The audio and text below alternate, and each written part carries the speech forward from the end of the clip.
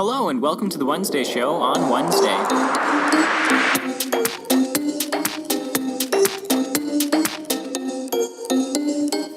Hello and welcome back to the Wednesday Show. It is May 16th. I'm CJ coming to you pre-recorded from Minnesota. It is currently 68 and sunny outside. And if you've been keeping up with my blog, I am drinking my pineapple protein shake right now, which is very delicious. And I actually got this one cold this time, unlike the one from yesterday, which was not cold in the pictures. Very good. Very delicious. I would suggest reading that post and maybe trying out my recipe. It is very good. So anyways, our topics today for the show are Sherlock Holmes, concerts, then our break as always. Then I'll be talking a little bit about J.R.R. Tolkien versus George R.R. Martin. It seems that you got that R.R. in there, that's how you become successful, apparently. And then I'll talk a little bit about chess, and that'll be our show for the day. So let's get right into it with Sherlock Holmes. Okay, so Sherlock Holmes, written a while back, so I'm going to look some stuff up about it. I'm going to be talking about the movies a little bit and the books. I am reading a Sherlock Holmes book right now. It's not one of the originals. It is like a continuation in a sense, but kind of different. It goes throughout. It's like little short stories throughout his life. So anyways, I was going to talk about... Oh, I almost forgot. I'm watching the BBC show Sherlock right now. Just got to season 3 last night. And, pretty darn good show. I usually don't like the BBC. Doctor Who sucks. I'm sorry, it does. It's a terrible show. Hate me later. But, yeah, Doctor Who is a terrible show. Anyways, I had to beg on that a little bit, or trash on it. So, yeah, Sherlock is actually pretty good. Benedict Cumberbatch, good actor. Very good actor. Who's the name of the guy who plays Watson? I believe he was in The Hobbit, though. Sherlock. BBC. Cast. Martin Freeman. Yep, Martin Freeman. Yeah, he's a good actor. Benedict Cumberbatch as Sherlock Holmes. And I don't know if you've seen the original black and white White. I'm looking this up on Google. Yes, I am. Black and white Sherlock Holmes.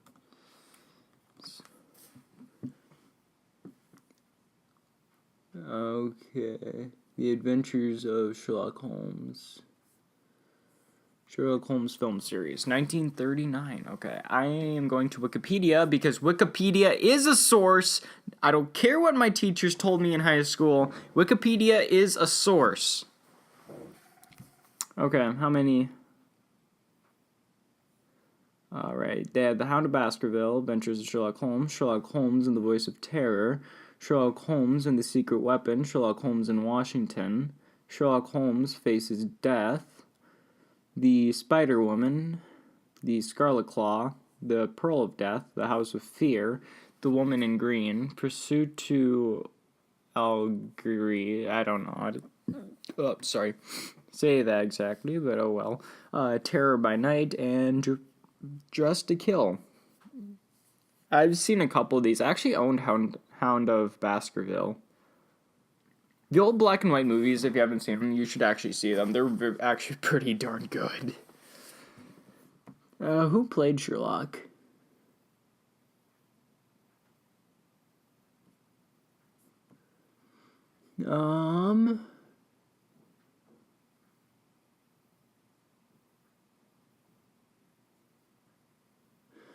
Actors Basil Rathbone and Nigel Bruce played Holmes and Dr. John Watson, respectively.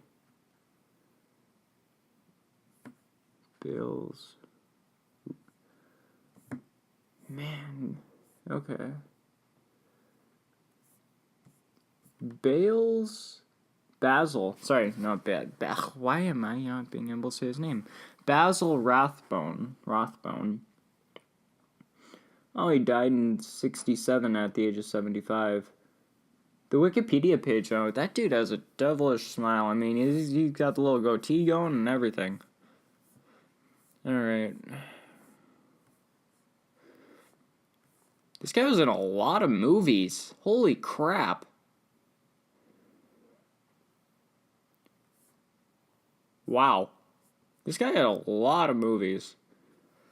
From 1921 to 1968. Yeah, a long film career. But anyways, back to Sherlock Holmes. If you haven't seen the black and white ones, I highly suggest it. I got a, it's kind of like a box set kind of when I bought Hound of Baskerville. I got it years ago. I think I was probably 11 or 12. It must have been like 11 or 12. The black and white ones are probably the best ones. But it's been years since I've seen them, so my opinion on that is a little biased or a little slanted, but I should rewatch them, actually. Yeah, I got Hound of Baskerville, I got the DVD, and it came with the book. And the book, I think I might have tried reading it, but I didn't finish it. It was a good one, too.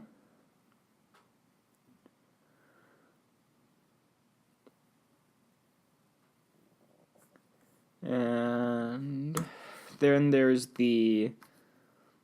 I'm just going to look all film Sherlock Holmes, all films. Well, you got the Robert Downey Jr. series, which I really like. Then you got the Sherlock TV show. Oh, IMDb, thank you. All Sherlock Holmes movies and series. Mr. Holmes, 2005. Oh, yeah, I saw that movie. It's a pretty good one.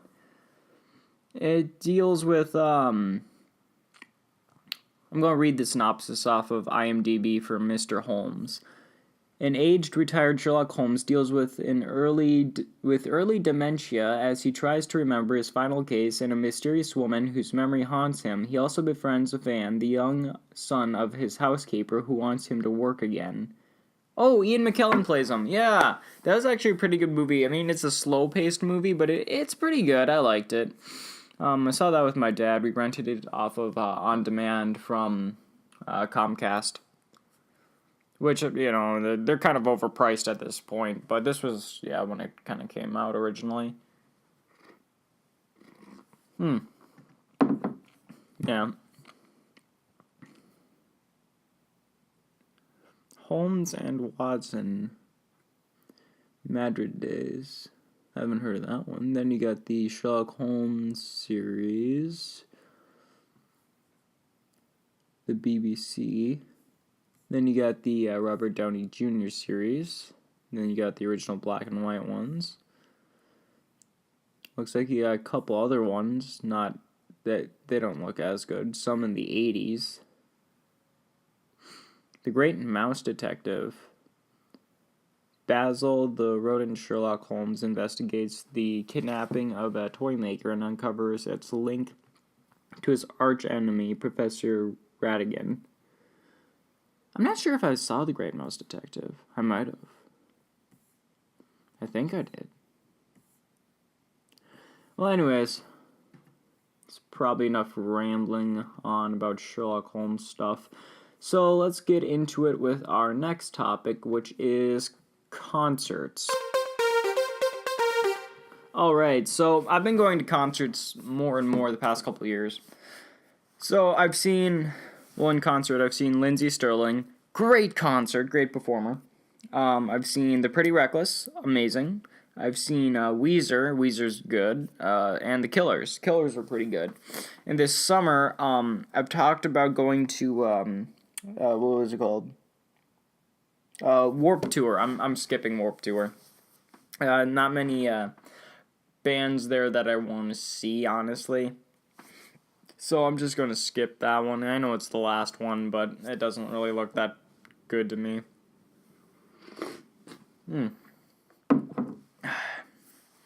But I am planning on going to a couple concerts with some friends. going to Paramore. Me and my buddy, we got the tickets the other day. Still got paying back for that, though. And going to go and see Greta Van Fleet, probably. So that's going to be exciting. And an old coworker buddy of mine might want to take along to that one, too. If you haven't seen Greta Van Fleet or haven't heard of them, they kind of sound, well, the lead singer almost sounds exactly like Led Zeppelin. The band sounds like Led Zeppelin, I should say. They're very, very close to Led Zeppelin. Just pause the podcast now. Just go and look up Greta Van Fleet and listen to their music, and you'll be like, huh, this is Led Zeppelin. It's very, very close. And very impressive on how close they got it. So anyways, yeah, going to go see Greta Van Fleet. Oh, I almost forgot. I also saw Fall Out Boy and Paramore when they went on Money Men tour. And I am seeing, like I said a second ago, I'm seeing Paramore again, which I'm excited for. Fall Out Boy have gone way downhill to me. I'm not that into Fall Out Boy anymore. Their new music is terrible. I did like Save Rock and Roll. That album was alright, but it wasn't like my favorite or anything. It just kind of went downhill a lot after that. American Beauty, American Psycho, crap album. I think their new album was called Mania. I listened to like maybe 10 seconds of it. It's not worth it. I don't know what the hell happened to Fall Out Boy, but they suck now. Paramore, they've gone away from their pop-punk roots. Well, they've gone away from the punk part and more pop, but they've kind of gone into art pop a bit, which I can still sort of respect, and their tunes are still catchy. It's like pop music without this minimalist trash beat that most pop music is today. Yeah, Paramore's a lot better. Still like them. It's a different sound, granted. It's kind of an 80s vibe, but I still like them. So anyways, we're going to take our little break right now, and then we'll get back into it with Tolkien versus Martin. Alright, if you haven't checked out my blog yet, you can check out my blog at the-quintessentialist.blogspot.com. That's the-quintessentialist.blogspot.com. I mostly do movie reviews on that, so go and check that out, please. I also have my Midwestern Gothic short story out titled The Ice Witch under Lake Superior. You can find that on Amazon.com. If you're a short story writer and you need someone to beta read your short story, you can check out my beta reading service, my honest beta reading service on Fiverr.com. There'll be a link in the description of this podcast for that. So if you're a short story writer and you need a beta reader, check out my service. Now back to the show. Alright, welcome back to the show. So we're going to get into it with Tolkien versus Martin. Granted, I have not read any of the books. I have not read Lord of the Rings, not the Silmarillion, not the Hobbit, not Game of Thrones, not A Feast for Crows, none of any of the extended books. I have not read any of the books, okay? I've seen Lord of the Rings, the movies, I've seen the Hobbit movies, and I watched Game of Thrones TV show. And I know this is... this was a bit of a debate a while ago. I'm not sure if people are still talking about this, but I kind of want to talk about this a little bit. So we got Tolkien, which is basically the original fantasy, right? He basically birthed the modern fantasy genre. Then Martin, who is the last person to actually, I'm going to say, innovate it into more pop culture. Well,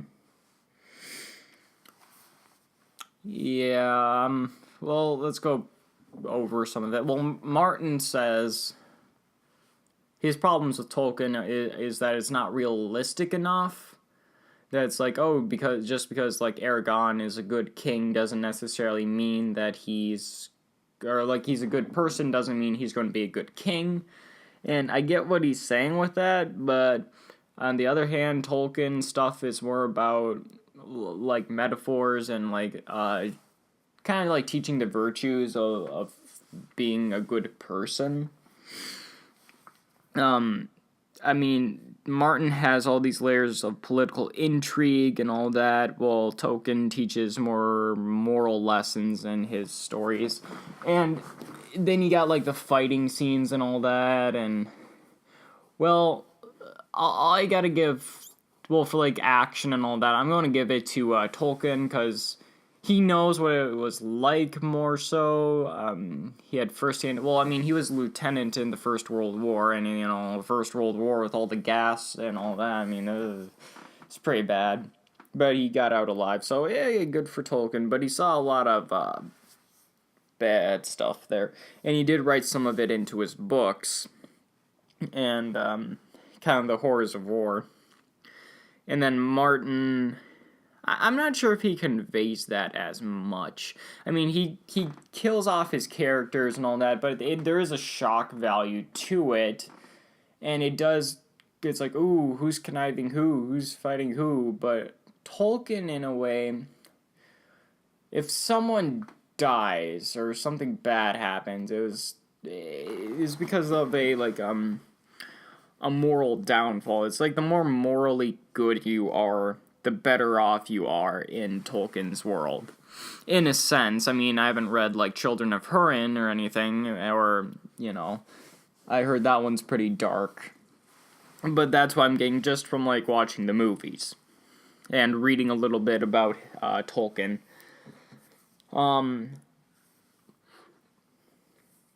Granted, I mean, it is still the fantasy genre, so you're supposed to suspend realism a little bit, which I think Martin forgot somewhat, but still, Game of Thrones is still interesting with all the different plots and all that, but there's so many characters, Martin. We can't know every last one and every person's name and their house and sigil and their family motto and everything. I know winter is coming is one, and, you know, Lannister always pays their debts, which isn't their real motto. I remember that from, like, the first season, but I don't remember what the actual motto is. So it's like, thanks a lot, Martin, for throwing all this information at us, but, I mean, in a way it's good, in a way it's bad, in a sense.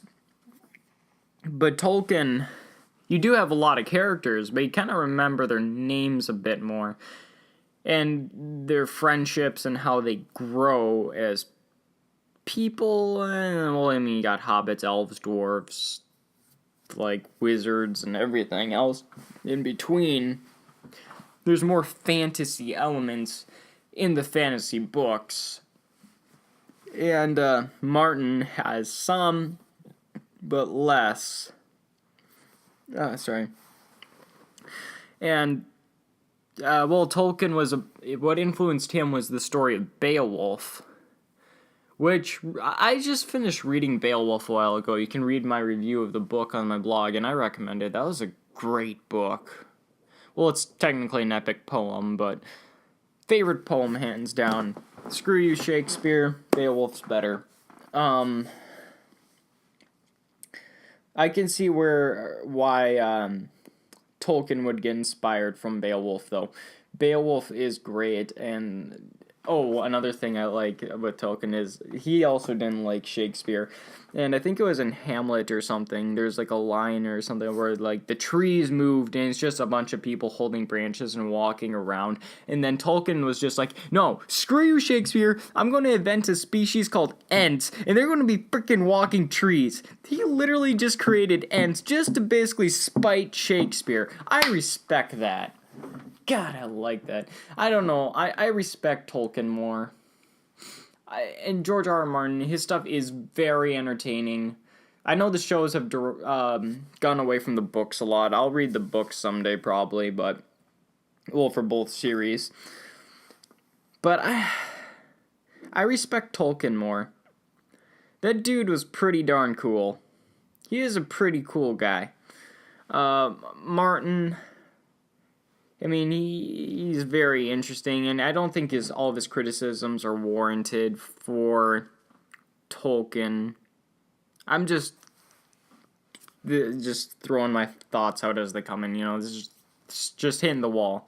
This isn't like a prepared essay or anything, like, oh, I am defending this point in this philosophical debate. Granted, I like philosophy, but no, I just wanted to have a mind dump here. So anyways, that's my thoughts on that for now. I'm giving it to Tolkien. I think Tolkien's better at conveying the stories at the moment. That's just me, though. So, anyways, I'm giving this round to Tolkien. So let's get into our next topic, which is chess. Alright, so chess. Not sure if you've played chess, or if you have or haven't, but you should play chess. Chess is a very, very fun game of strategy and wit. Seriously, try this pineapple shake. It's very good. Sorry. But chess, very principled game. So many different strategies, so many openings. It's been a while since I've looked at openings. I forgot a couple of their names, but I still love playing the game. It's probably my favorite game, or one of my favorites. It's up there. I'm sorry. I also love Pictionary. Pictionary's awesome, and Cards Against Humanity's funny. But if I want something more relaxed and more thought-provoking, yeah, I'm going with chess. Chess all the way.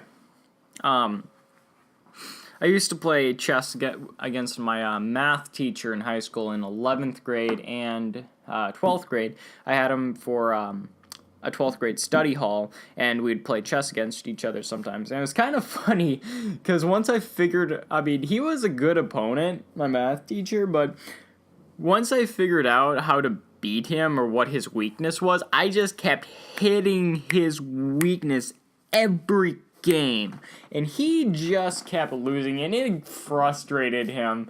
And that was hilarious. I remember him giving an offhanded remark once, like, "Oh yeah, I like to develop my knights." So I would go after his knights as early as I can in the game. But here's the thing, every time I went after his knights, I somehow ended up capturing his queen, too, within a few moves. And once I got his queen, he was done for. So his real prized possession was his queen, but I'm going to give away a little bit of my secret. I like playing with my rooks. Rooks are probably my favorite piece, because you can do so much with your rooks if you got them on the same line. Rooks are very fun. Queens, too. Queens are important. You don't want to lose your queen. That's just basic fundamentals. But rooks are fun. You can have a lot of fun with rooks. Bishops, I don't really care too much for my bishops. They can be useful. They're very good for, surprise attacks. If your opponent is not paying attention, a well-placed bishop can really do some damage.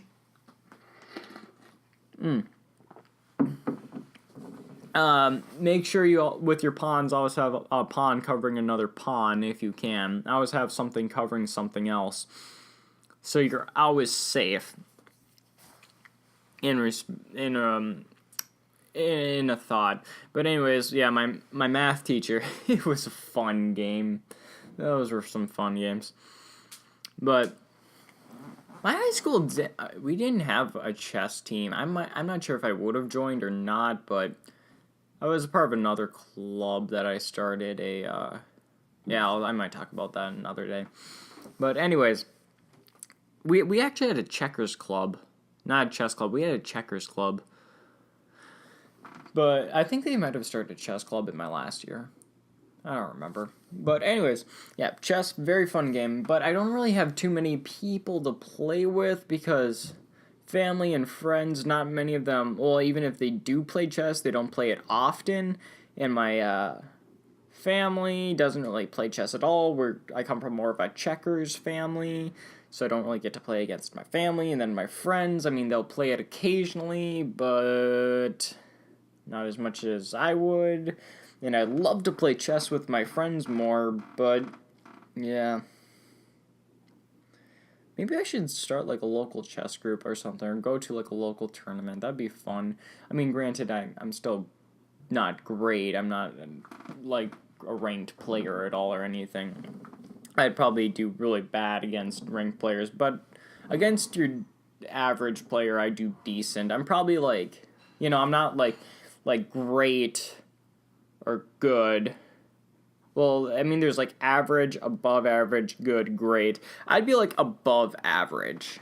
So if you went from terrible, bad, average, above average, good, great. I'd be like above average. But yeah, if you haven't played chess, learn the game. It is worth it. It is a very fun game. So anyways, that's all I have to say talk about chess. So let's get into it with our outro for today.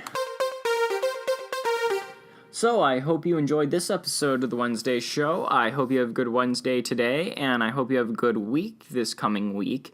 And I might have a special guest coming on within the next couple coming weeks, or couple coming episodes, I should say.